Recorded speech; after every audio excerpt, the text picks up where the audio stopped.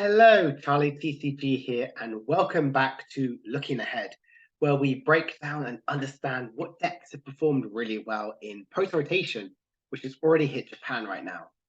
First thing first, just want to say thank you so much for the support on the channel the past few weeks, especially on this series. I'm so glad to see you guys are loving the content and really understanding what's been doing well in Japan. Today, we're going to look at the City League results. There was a lot more events that happened compared to last week, as well as understand the first huge regionals that's happened in this new format. And a new topic of discussion is Lugia back as single strike. This is an archetype that's been around for a bit, but kind of really hits for weakness, which is what Lugia is really strong at. So, this is what the top eights have been for the City Leagues that's happened last week. As we can see, Lost Zone and Giratina numbers have kind of decreased a little, but still very high. The reason why is because people are understanding how to play against them.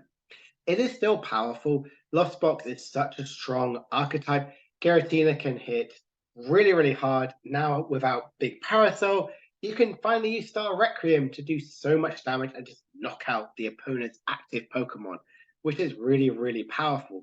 Miraidon and Muse numbers have increased.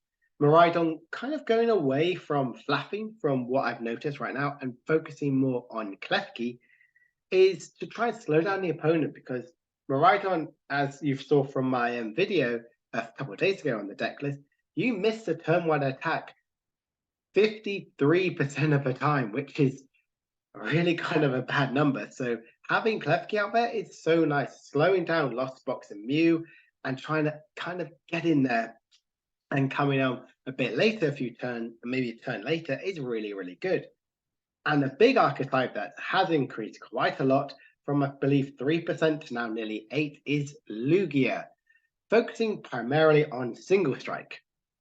Reason why single strike is so good, you can use Tyranitar and Sojourner, these big, powerful attackers, both a single prize and then a V, but you have single strike energy, so your attacks from single strike Pokemon do 20 more damage. So Tyranitar can go up to do 320 damage, which is so strong. And hitting for weakness against Mew and Gardevoir is really good, with Sojourner hitting weakness for Miraidon, as well as being the single prize attacker. And you've got Earner Vitality, so shuffle in those energies later and then attack with another attacker. Really, really powerful. Gardevoir and Palkia, well, that's literally both of them are different archetypes, but Palkia is going to be a Gardevoir deck, kind of using Curlier to draw as quickly as possible, shuffle your energies back in with Energy Cycler, and then using Kyogre and the Gardevoir from, I believe from Chilling Reign, where you look at the top two cards, attach two basic energies to one of your Pokemon, really going with this big attacking one, going with Kyogre to close out the game, late game, which I really like. And Gardevoir, still, it's a new archetype. It's a really good box deck as well. I've got a list which I'm going to share in a couple of days' time, which I'm excited for you guys to see. And it still just is really powerful. Using single prizer and and two prize attackers is really good, as well as Rapid Strike. This is a box archetype because Urshifu hits for weakness against Miraidon. Really, really powerful. And then you have Inteleon to do some sniping, and again, still just hit quite hard. I haven't discussed a lot more about Giratina and Lost Box because I've done a lot of talking about them and seeing how powerful they are. People don't just want to hear how good Giratina is. Now, looking at all of Series 3 as a whole, the Giratina numbers and Saber and Lost Box numbers have kind of increased. This is because last week they were so popular and people were still understanding the meta. So this week just gone, people were understanding it. Giratina numbers are a bit less because people know how to tech against it or not deciding to play it. Whereas with Sableye, people are going more Mirage Gate decks. Kind of going with attacking with Galarian, Zapdos, and Moltres.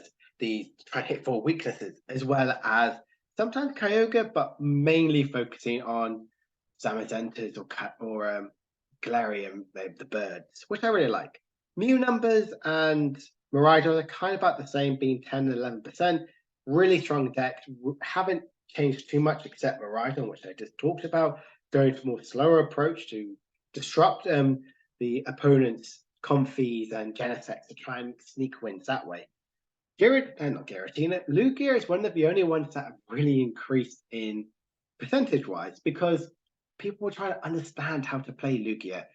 People were trying to see, right, we said goodbye to all the really good special energies. What actually can we attack with? And people went, wait, we can just use single strike. It's still really strong. That's why the percentage is so high. And these haven't really changed too much, especially looking at the decks just gone. Just the numbers have kind of decreased a little. But Giratina is still really good. End of the day, it's really powerful and really strong. So, what is the top deck right now? So, the top deck is Giratina. It has won 9 tournaments last week, 9, which is so incredibly strong when you think about the next top 3 decks afterwards have won 8, which is again really, really, really strong decks. Giratina has got so many placements just of last week alone. Got 12 second places, which is such a high number. Like people are still playing Giratina. It is coming up short at times, but it has an incredible good lost impact as a main attacker. Style Requiem to just KO whatever the opponent has on the active. And with Sableye and Greninja, you can really finish off whatever the opponent throws at your way. With Lost Box being the second place, the reason why I put it above Miraidon, it's had more top 4 finishes than Miraidon has. And Lost Box kind of going back to Mirage Gate, focusing more on whether it be Zamazenta or the Galarian Birds. I'm a big fan of it. It's not relying purely on Sableye. People are not playing around Sableye. There isn't a way to properly play around it. People are already calling for a ban on Sableye. I don't see that yet, even though it is in the top 2 best decks, what's happening right now in Japan, and you can't take away any of the damage except with Mew shuffling itself back in or with Penny. But I can see the warrant to that if Sableye is still just as strong. The reason why I say Miraidon is the third most popular deck is purely because it's kind of going away from the Flaffine and Ampharos style decks, focusing more on a turbo build where it's running huge, high numbers of Regielekis and having an energy recycler so you could shuffle back into a late game and electromagnets, but having the Klefki out there to slow down the opponent, it's worked really, really well. Now, these Lugia numbers are purely nearly all just single strike. It's come out of nowhere to not even be in the top 6 of last week, to now be the fourth best deck, what's happening, and best placing deck, sorry. It's done incredibly well with those 8 wins. Not many top 2s or top 4s, but it's done really well with some of its top 8s. Having them having a single prize attackers as well as 2 prize attackers, I think is really good. That's why Lugia has always worked. It doesn't focus purely on just two prizes, which is what most of this field is. Having Stone Journey can also get KOs on these 2 prizes and not just Miraidon. Now, why do I think Lugia is actually in a better space, more healthy way now than it is what we have currently in the Western meta? Well, it isn't as toxic as like having powerful energies, having the Radiant Charizard quite early on, or more importantly, amazing rare Evatol. It doesn't immediately KO some or Stoutland to get extra KOs and extra prizes. I think it's a lot more balanced. Even though you do more damage, it hits better, like meta, like hitting wise, like meta deck wise. I think it's in a better place. Now I could see its numbers definitely increase as people are understanding the list, but Lugia's in a decent spot right now. Definitely in a really good spot. Mew being the 5th place and also Arceus. These decks have been around for, well, Mew's been around for ages. Same thing with Arceus. Mew doesn't lose too much. It's still really powerful, really strong. And Arceus is kind of going to more like an Ice Rider list.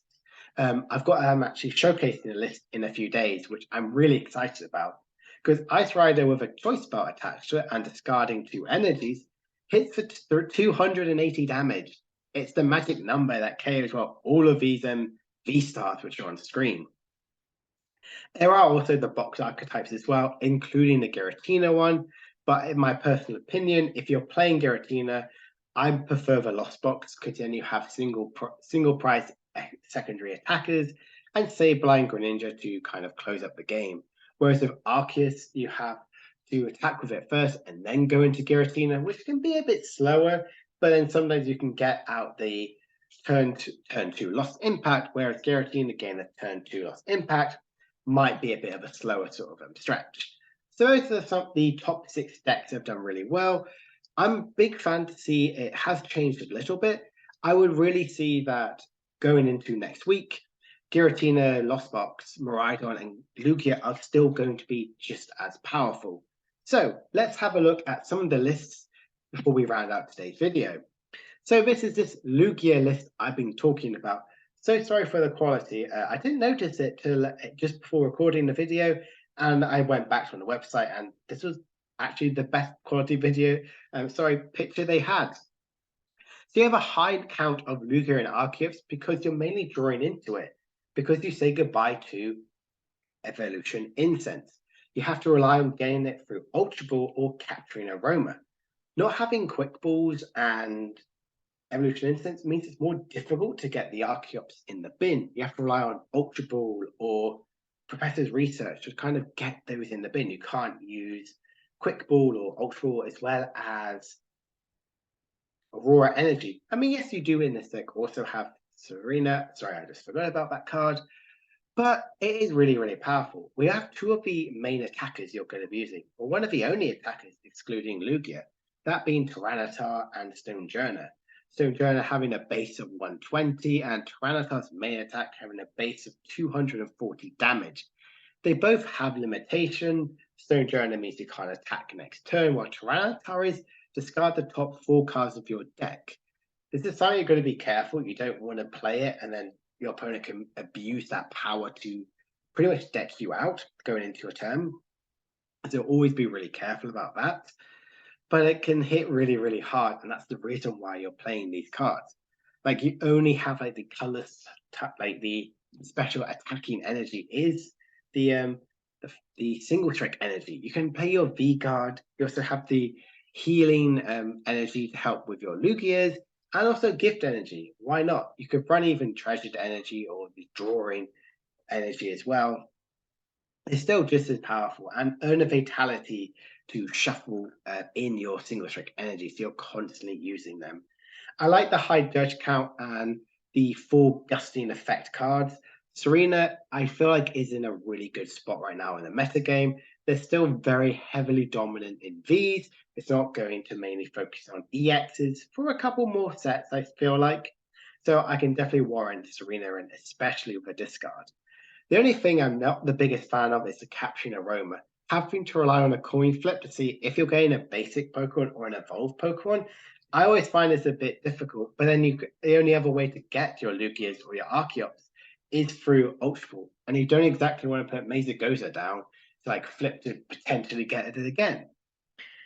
So I say Lugia, I'm a big fan of the style of this list. You still run the Drapion because you don't want to just rely purely on Tyranitar as attacker, and Drapion also helps against the mirror match because it can kind of become attacking with only maybe 1 or 2 energies, and it helps with the rapid strike box as well, and not just against Mew. So let's look at some other lists. This is the Miraidon list I've been talking about. Again, most of these lists are ones that have won the City Leagues this week. So you can see focusing more on the Klefki and having a 4-4 line of Regieleki. I'm a big fan of this list. It's very different to one I shared a few days ago, and only having 1 energy recycler is still really, really good. The Pokegear is really nice as well as having a high beach court. I'm a big fan of. You do run 2 switching cards as you're only switching out, which can kind of be a bit, I don't know, but having the high beach court as well, I'm a big fan of. It's a really strong, really good archetype, and this is definitely the route that Miraidon is going down.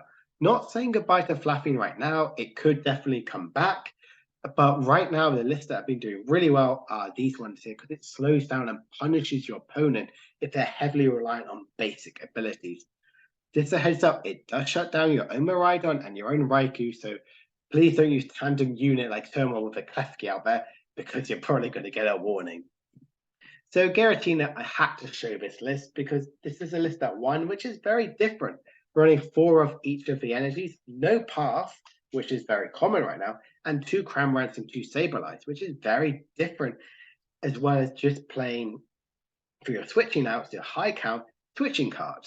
I'm not the biggest fan of switching card in Giratina. I much prefer switch and escape rope. I like to be disruptive, and I like to actually be able to retreat my Giratinas, like V-Stars. Switching card only works on basic types, like basic Pokemon, and not having the switching outs sometimes for Giratina V-Stars, I'm not the biggest fan of. That's why I like having these high counts of switch and high counts of escape rope, so I can really utilize that. And no ultra balls as well means you have to draw into them with your Colruses or Roxannes or Comfies or Greninjas to get your V stars to attack. Unlike mine, which I run some ultra balls as well. But this is really, really lovely. I do like seeing the Clara. I think this is a much more linear if you don't want to be as disruptive. It's definitely this is the type of Giratina list you would focus on, whereas the one I shared focus a bit more on being disruptive with the high escape ropes and path outs. But having the two Roxanne and two Boss is becoming more of a staple. And again, Giratina is not going to go anywhere. It's not going to disappear next week. It has performed exceptionally well in all the tournaments it's been in. So this is this Rapid Strike box. Again, very interesting selection for the supporters, got quite a high number of them, as well as some of the attackers. You run high Drapion count because your your Urshifu is weak to Psychic, and seeing how strong Mew is, and Mew is a really bad matchup, you want to have the double Drapion so you can get back-to-back KOs on Mew VMAXs and not rely on getting them discarded from Lost City. But again, you are going to be attacking primarily with VMAXs. It's nice to see VMAXs kind of come back a tiny bit, even though I'm never the biggest fan of these high HP attacking options. But they've kind of made a place in post rotation.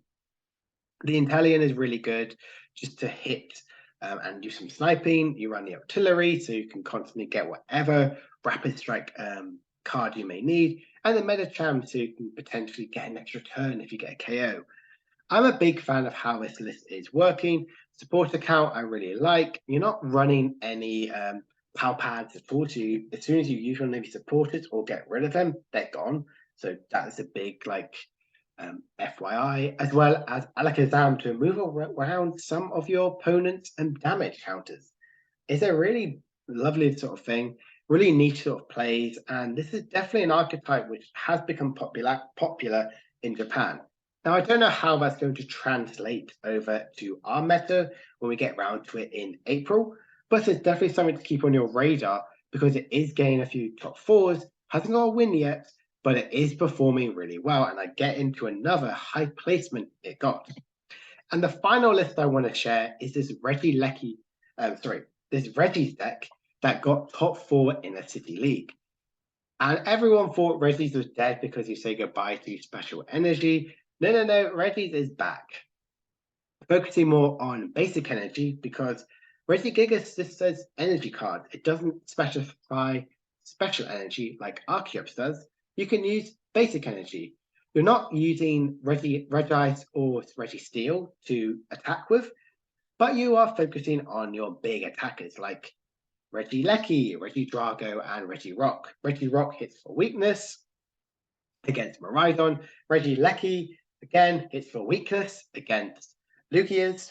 And Regidrago is just a really powerful attacker. There are some drawbacks to this. You only run one Power Pad and one Miriam to shuffle back your Regis, so you can only shuffle them back in twice. And technically you have Clara, so you can get back your Regis that way. But I don't like being reliant purely on supporters, but that's the only way you can do it. And the only way to get the energies in the discard pile is through, again, your your Serenas and research and Ultra Balls in one trekking shoe.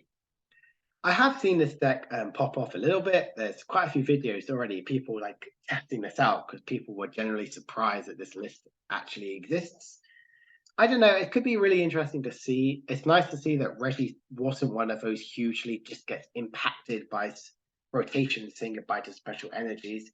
I know it's something to definitely keep on your radar as something which is still just as strong, but people are really adapting to try and get it to work. So let's look at some Hong Kong, the regionals that happened.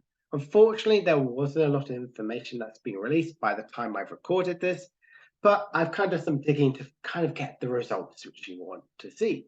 Now, there were 445 players, which is quite a high number, which I really like.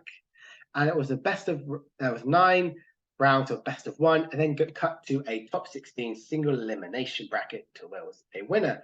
Like I said, it's the first Battle Styles to Scarlet and Violet regionals that's happened, the biggest event right now.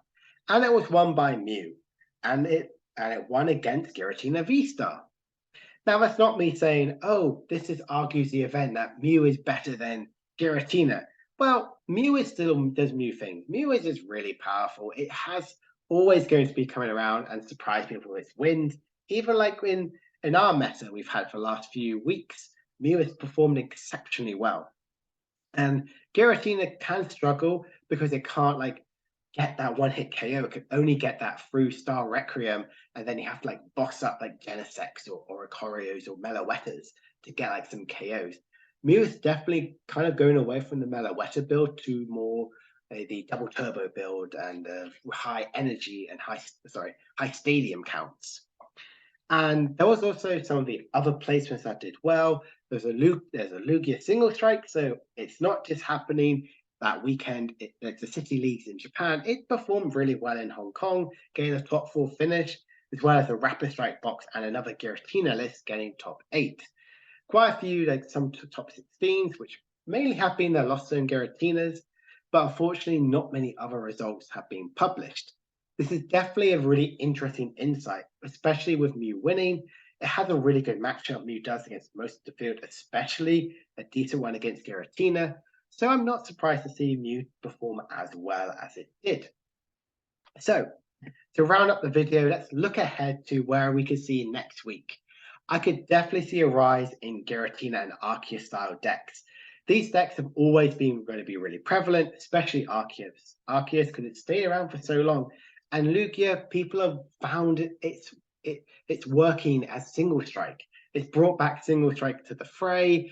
So I could see its popularity increase because Tyranitar is pretty cheap card to pick up. So I would see Lugia really dominating a lot of next week.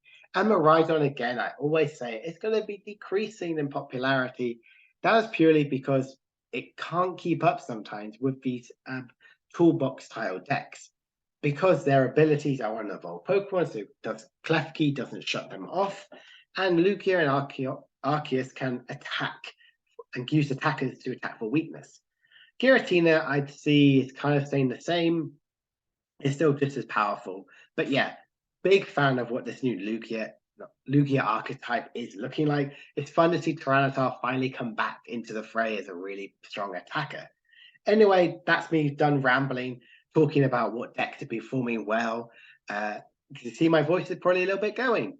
So if you've enjoyed this video, please hit that like button. It means so much at all. And if it can perform better than last week's video, that would be insane, seeing how well that video has done. If you're new, consider subscribing. It doesn't cost anything, and you can keep up to date when I'm going to post some videos. Now, I'm going to do an OCIC top 5 decks tomorrow, as well as some deck profiles for Gardevoir, Arceus, as well as maybe some other surprises, and maybe my own take on Lugia as the week goes. So yeah, it's me, Charlie TCG. Hope you guys have enjoyed this, and I will see you guys later. Bye-bye.